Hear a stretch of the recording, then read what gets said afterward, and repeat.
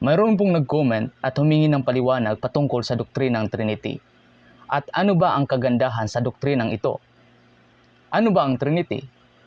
Ang Trinity ay isang terminology upang tukuyin ang espesipikong doktrina sa loob ng Biblia na may nag-iisang Diyos na umiiral sa tatlong persona. Ang kagandahan po dito ay nagpapakita ito ng kadakilaan sa Diyos. Sapagkat ang sabi ng Biblia, ako ang Diyos, maliban sa akin ay wala ng iba. Kaya ang doktrinang Trinity ay nagpapaliwanag kung paano umiral ang nag-iisang Diyos sa Biblia sa tatlong persona. At yan po ay malinaw na itinuturo ng Biblia. Halimbawa sa 1 John chapter 5 verse 7 na sinabi, may tatlong nagpatotoo sa langit, ang Ama, ang Salita, at ang Espiritu. At ang tatlong ito ay iisa.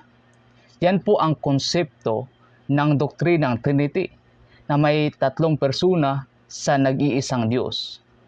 Ngayon, ang Diyos ay Elohim sa salitang Hebreo. Ang salitang Elohim ay isang plural form, pero tumutukoy lamang sa nag-iisang Diyos sa Biblia or sa nag-iisang Diyos ng Israel. Kaya nga po sa Genesis chapter 1 verse 1 pa lang, sinabi, in the beginning God created the heavens and the earth. At sa verse 26 and 27, ginamit ng Diyos ang pluralidad na salita.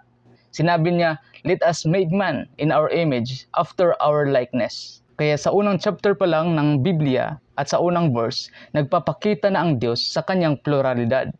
Kaya hindi mahirap sa atin ngayon na unawain ang terminology Trinity na tumutukoy na may tatlong persona na umiiral sa iisang Diyos. Kaya mali po yung sinasabi ng iba na may tatlong Diyos dahil sa terminology Trinity. Dahil malinaw po na itinuturo sa loob ng Biblia sa Deuteronomy chapter 6 verse 4, Shema Yisrael Yahweh Elohenu Yahweh Echad. Ang salitang Echad ay plural form, pero tumutukoy sa nag-iisang Diyos. Kaya tayong mga naniniwala sa doktrinang Trinity ay naniniwala na may nag-iisang Diyos lamang. At siya ay nagpapakita ng kadakilaan sa kanyang pag-iral sa tatlong persona. Dahil ang anak na si Kristo ay kinikilalang Diyos, ang Ama ay kinikilalang Diyos, at ang Espiritu ay kinikilalang Diyos sa loob ng Biblia. Ngunit sinasabi ng Panginoong Hesukristo, ako at ang Ama ay iisa.